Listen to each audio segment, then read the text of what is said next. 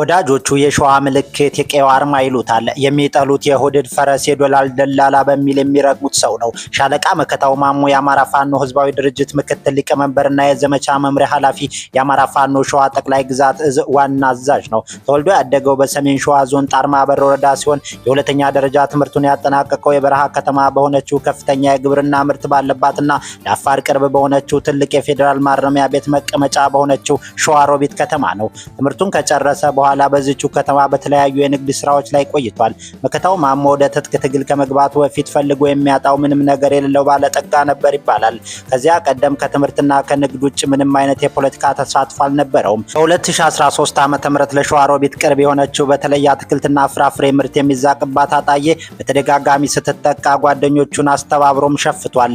ለአጣዬ ቤዛ ለመሆን ብሎ የጀመረው የትግል እንቅስቃሴው ከፍ ብሎ አፋር ተብሎ የተመሰረተው አደረጃጀት ቁልፍ ሰውም አድርጎታል።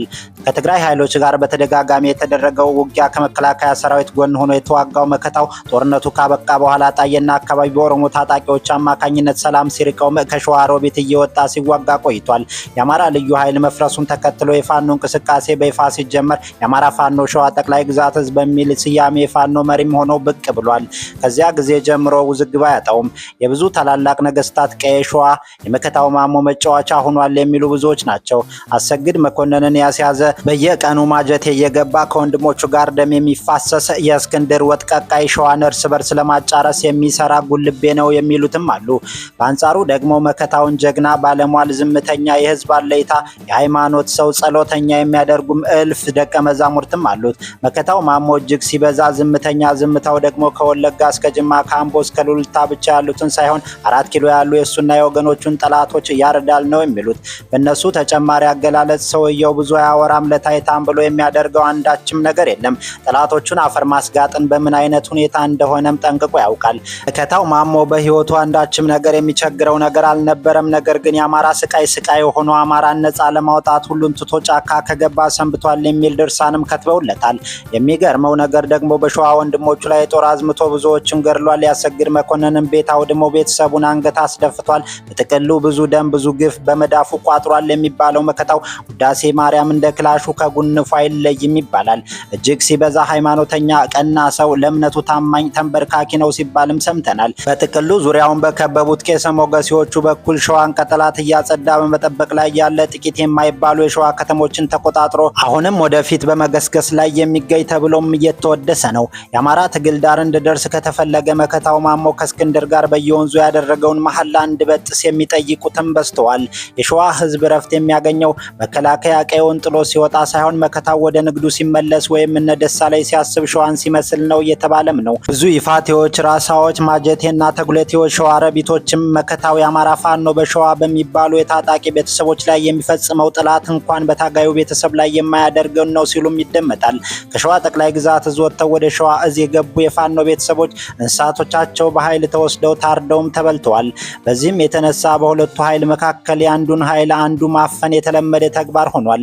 አንድ በዚህ ጉዳይ ላይ ሀሳባቸውን ለህዝብ ያጋሩ የማህበረሰብ አንቂ መከታው ማሞ ከምንም በላይ ቅድሚያ ህዝቡን ማዳመጥ አለበት፣ ለአንድ ግለሰብ ቃል ኪዳን ብሎ መላው የሸዋ ህዝብ መሰቃየት የለበትም፣ አርበኛ መከታው ማሞ እስክንድር የሚባልን ግለሰብ በቃ ሊለው ይገባል፣ ከእስክንድር ከወጣ የሸዋ ፋኖ አንድ ለመሆን ብዙ ጊዜ አይወስድበትም፣ ኋላ የምናየው የምንሰማው ሮሮ ጎንደር ውስጥ ለሶስት የተከፋፈለው ኃይል ላይ አንሰማም፣ መከታው ከእስክንድር ይውጣ፣ የሸዋ ፋኖ አንድ ሆነ ጊዜ የማይሰጠው ጉዳይ ነው ሲሉም ጽፈዋል። ጸሐፊው አክለውም ራሳዎች ቢጠየቁ ይፋትና ማጀቴ ሸዋሮቢትን ቢጠየቅ ህዝቡ ነፃ ሆኖ ቢመርጥ መከታው ማሞ ፈላጊ የሌለው ከሆነ ቆይቷል ይላሉ። ጸሐፊው የመከታው ማሞ ጦር ከመንግስት ወታደሮች በላይ የሸዋን ህዝብ እያሰቃየ ነው በማለትም ተናግሯል።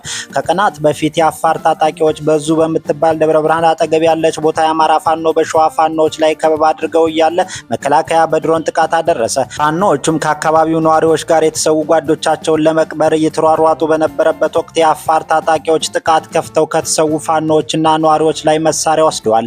የዘ ጆርናሊስት መረጃ የሰጡ ምንጮች እንደሚሉት በመከታው ማሞ ምክንያት በየቀየው የሀዘን ድንኳንም ተጥሏል። አሁን ላይ የመከታውና የእስክንድር ጸር ሆኖ እየጎላ የመጣ ደግሞ አንድ ሰው አለ። የሸዋ ዘብ ይሉታል። መሐንዲስም ነው። የዘመነ ቡችላ ይለዋል መከታው። ይህ ሰው የአማራ ፋኖ በሸዋ አዛዥ ሆነው ኢንጂነር ደሳለኝ ሲያስብ ሸዋ ነው። በነመከታው ግምገማ የደሳለኝ ጦር ተበትኖ አልቆ 120 ደርሶ ያውቃል። አሁን ላይ ከ1000 የበለጠ ሰራዊት የለውም ይሉታል። ከ4000 በላይ ዘመናዊ ጦር ገንብቷል ሲባልም እንሰማለን። እናውቃለን። ያም ሆነ ይህም መከታውና እስክንድር የሚንቁትና የሚያሳድዱት የዘሜን ቡችላ የክደት ምልክት የሚሉት ደሴ አሁን ገናና ስም ይዞ ብቅ ብሏል። በቅርቡ የተመሰረተው የአማራ ፋኖ ብሔራዊ ኃይል የሸዋ ተወካይ የድርጅቱ የፖሊት ቢሮ አባልም ነው። ከዚህ በኋላም በመከታው ጦር ቢከበብ ከመላው አማራ የተወጣጣ ጦር ይደርስለታል እንደማለት ነው። ይሁን እንጂ ደሳለኝን የዘመነ ካሴ ቡችላ ነው ሲሉ የከረሙት እነ እስክንድር ከአንድም ሁለቴ ለመታረቅ ብዙ ደክመዋል። እነ እስክንድር ደሳለኝ ሲያስብ ሸዋ የዘመነ ተላላኪ እንደሆነ በአንድም በሌላም መንገድ ሲናገሩ ይስተዋላል። እንዲሁም እስክንድር ዘመነን ለማዳከም ከተፈለገ ደሳለኝና ምሬ ወዳጆ ሊወገዱ እንደሚገባ በተደጋጋሚ ሲናገርም ቆይቷል። መከታው ማሞ ደሳለኝን ለመግደል ብዙ የተንቀሳቀሰ ቢሆንም እስካሁን ይሄን ሊያሳካው ባለመቻሉ ሌላ ደሳለኝን የሚያስወግድበት ስትራቴጂ ይዞ ብቅ ብሏል እየተባለም ነው። ስትራቴጂውም ከደሳለኝ ቡድን የተወሰኑ ታጣቂዎችን በገንዘብ መግዛትና ደሳለኝን ለእርቅ በማስማማት ለትንሽ ጊዜ በኋላም ከጨዋታ ውጭ ማድረግ ነው። ለዚህም እስክንድርና መከታው ቁጭ ብለው ከመከሩ በኋላ ደሳለኝን ለእርቅ እያስጠየቁት ነው። ይህን ኃላፊነት ከነ እስክንድር ጋር በገንዘብ ተደራድረው እየመሩት ያሉ የአንድ አማራ ፋኖ የተሰኘ አደረጃጀት መሪዎች ናቸውም ተብሏል። የሸዋ ፋኖ ስሙ ሲነሳ እስክንድር ነጋ መታወሱ አይቀሬ ነው። ቄስ ሞገሴዎቹ እስኪው የሚሉት የአንድ ልጅ አባቶ ቀጭን ረጅም ሰው በትግሉ ውስጥ የመከታው ማሞ የነፍስ አባት ነው። በዶላር የተመሰረተ ከፍ ያለ ሞረት አላቸው። የእስክንድር የዶላር ምንጭ ነጠፈ ጊዜ ግን ነጋዴው መከታውና ጋዜጠኛው እስክንድር አሳዳጅና ተሰዳጅ የመሆን እድላቸው የሰፋ ነው። አሁንም መከታው እስክንድር አልሞ ተኳሽ ባለመሆኑ እንደሚፎግረው የሚገልጹ ምንጮች አንድ ቀን ጎራ መለየታቸው አይቀርም ይላሉ። በተለይ የነዘመነ አዲሱ አደረጃጀት በህዝብን በመንግስትና በዓለም አቀፍ ማህበረሰብ ዘንድ የትኩረት ማዕከል እየሆነ ከመጣ መከታው ማሞ በእርግጠኝነት ወደ ነዘመነ ይጠቃለላልም እየተባለ ነው። የትግል ልምድ የሌለው እስክንድር ነጋ የመሰረተው አፋሕድ እየተመናመነ ከሄደ በእርግጥም በሁለቱም መካከል ጸብና መለያየት አይቀሬ ነው የሚሉ ድምጾች በርክተዋል። እነዘመነ በቅርቡ በመሰረቱት ድርጅት የተነሳ ድንጋጤና ቅናት ውስጥ የገባው መከታው እስክንድር የሚጨንበት ለውጥ አላመጣም፣ ተራ ሽፍታ ሆነን ከመቅረታችን በፊት ወይ ወንድሞቻችንን መቀላቀል አሊያም በልጠን መገኘት አለብን እያለ መሆኑም ተሰምቷል። በዚህም በሚዲያ ግልጽ ባያደርጉትም ከቅርብ ጊዜ ወዲህ በእስክንድርና በመከታው ማሞ መካከል አለመግባባትና አንዳንድም በቃላት መዘላለፍ ጀምረዋል ሲባልም ይሰማል። እስክንድር ነጋ ፈንታ የከተማ ልጅ መሆኑ የፋኖ ታጋይ ለመባል አስኳል የሆነውን ተኩስ በቅጡ አይችልም። እንደነ ዘመነ ካሴ የበረሃ የትግል ልምድም የለውም። የተወለደው በ1960 ዓ.ም በአዲስ አበባ ነው። የአባቱ የአሜሪካ ሩትጋርት ባልደረባ ሲሆኑ እናቱ ደግሞ የአሜሪካ ዩኒቨርሲቲ ኦፍ ቤሩት አስተማሪ ነበሩ። በኋላም በአዲስ አበባ የግል የጤና ተቋም አቋቁመው በመንግስት ንብረቶቻቸው እስከተወረሱባቸውና ስራቸውን እስካቆሙበት ጊዜ ሀገራቸውን በብዙ አገልግለዋል። እስክንድር እድሜው ለትምህርት ሲደርስ አዲስ አበባ በሚገኘው ሳንፎርድ እንግሊዝ ስኩል መማር ጀመረ። ትምህርት ቤቱም የተሻለ የትምህርት ጥራትና የትምህርት መርጃ መሳሪያዎች ነበሩት። በሙያዊ ብቃታቸው የተመሰገኑ መምህራን ያሉት ሲሆን ተማሪዎችን ለማስተማር ትምህርት ቤቱ የሚያስከፍለው ገንዘብም ከሌሎች ትምህርት ቤቶች ሲነጻጸር ከፍተኛ የሚባል ነበር። የመጀመሪያ ደረጃ ትምህርቱን በዚሁ አጠናቆ የሁለተኛ ደረጃ ትምህርቱን በሰሜን አሜሪካ ተምሯል። ከዚያም ዋሽንግተን በሚገኘው አሜሪካን ዩኒቨርሲቲ በመግባት ኢኮኖሚክስ እና ፖለቲካል ሳይንስ አጥንቶ የማስተርስ ዲግሪውን ይዟል።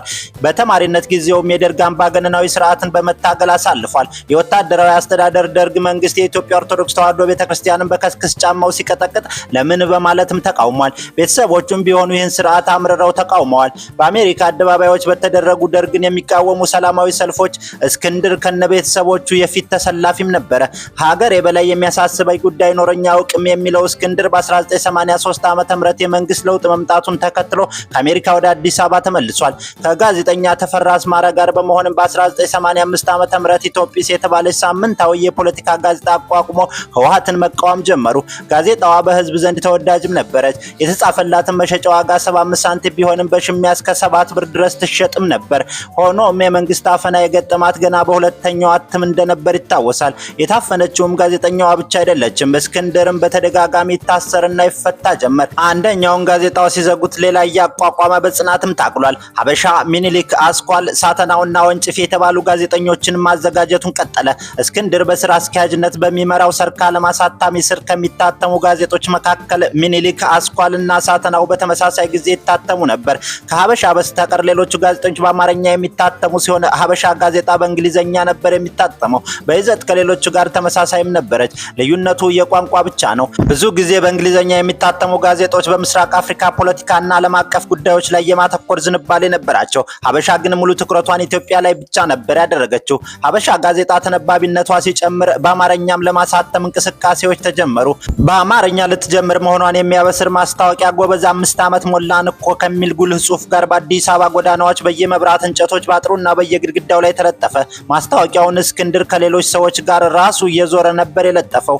የሀበሻ ጋዜጣ ማስታወቂያ በህዋቶች ዘንድ ድንጋጤን ፈጠረ። በተለይ ጎበዝ 5 ዓመት ሞላን እኮ የሚለው ጽሑፍ አስከፋቸው። ይህም እንዲታሰር አደረገው። ጋዜጣዋ ታትታተም በማስታወቂያ ብቻ ቀረች። ረጅም ዘመን እስር ቤት የኖረው እስክንድር ነጋ ፈንታ አሁን ላይ የአማራ ፋኖ ህዝባዊ ድርጅት ሰብሳቢ ሆኖ በመራ ቤቴ ተራሮች ስር ትግል እየመራም ይገኛል። ክቡራትና ክቡራን ተመልካቾቻችን ከእንቆጳ ሚዲያ ለዛሬ የነበረን ፕሮግራም በዚህ ተጠናቋል። ቻናሉን ሰብስክራይብ ያላደረጋችሁ ሰብስክራይብ በማድረግ ቤተሰብ እንዲሆኑ ጋበዝን። በሌላ ፕሮግራም ተመልሰን እስከምንገናኝ መልካም ጊዜን ተመኘን።